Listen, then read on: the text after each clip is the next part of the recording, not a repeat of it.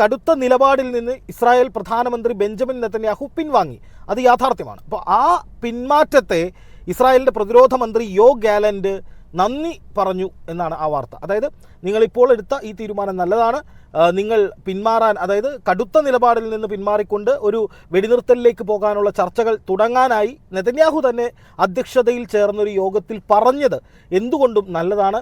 അപ്പോൾ ആ ഒരു തീരുമാനത്തിന് നന്ദി പറഞ്ഞുകൊണ്ട് പ്രതിരോധ മന്ത്രി രംഗത്ത് വരുന്ന സാഹചര്യം കൂടി ഉണ്ടായിട്ടുണ്ട്. എന്തായാലും സുപ്രധാന ചർച്ചകൾക്കായി നെതന്യാഹു അമേരിക്കയിലേക്ക് പുറപ്പെട്ടുവെന്നും റിപ്പോർട്ടുകൾ പുറത്തു വരുന്നു. വെടിനിർത്തൽ കരാറിൽ ഒപ്പുവെക്കാതെ US-ലേക്ക് തിരിക്കുന്ന നെതന്യാഹുവിനെതിരെ ടെല്ലവീവ് വിമാനത്താവളത്തിന് മുന്നിൽ ആയിരങ്ങൾ പ്രതിഷേധിച്ചു എന്ന വാർത്തയും വരുന്നുണ്ട്. അതായത് ഇസ്രായേലിലെ ജനങ്ങൾ ഇപ്പോഴും പ്രതിഷേധ ചൂടിൽ തന്നെയാണ്. നെതന്യാഹുവിൻ്റെ കടുത്ത യുദ്ധ അനുകൂല നിലപാട്, അല്ലെങ്കിൽ യുദ്ധം ഇങ്ങനെ ചെയ്തുകൊണ്ടിരിക്കണമെന്ന നിലപാട് ഇസ്രായേലിന് പല മേഖലയിലും തിരിച്ചടിയായിട്ടുണ്ട്. ടൂറിസം മേഖലയിലടക്കം വലിയ തിരിച്ചടിയായിട്ടുണ്ട്.